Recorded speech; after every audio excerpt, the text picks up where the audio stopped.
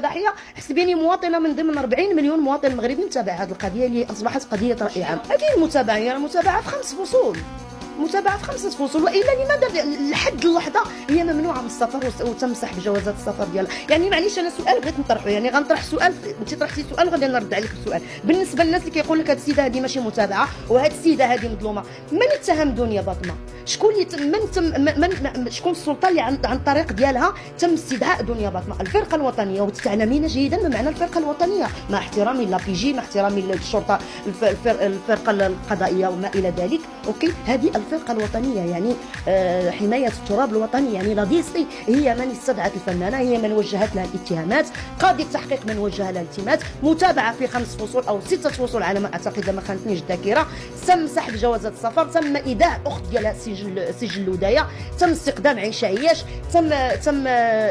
تم الادانه السجنيه في مثلث برمودا اللي هما، وكذلك اصدار مذكرات بحث في حق سيمون بالبشير، ولو انه كنشوف انا هو غير مجرد كبش فداء بغى يغطيو به. اما انا كنقولها وغادي نبقى دائما نقولها، من وراء ذلك الحساب وراس الحربه هي الفنانه دنيا باطمه. واش انت كتظني ان الفرقه الوطنيه بالثقل ديالها اتهمت دنيا باطمه باطل زور، او القضاء المغربي اتهم دنيا باطمه؟ نعم انا معك انه المتهم بريء الى ان تثبت ادانته، ولكن راه متهم متورطه، ماشي غير انا، الضحايا كاملين عندهم دلائل. بس هذه الاتهامات اللي توجهت لهم باعتبار بحكم انها متورطه وجهت من فراغ، اكيد ان القضيه قدامه دلائل، قدامه محاضر فيها ما يفيد قضائيا.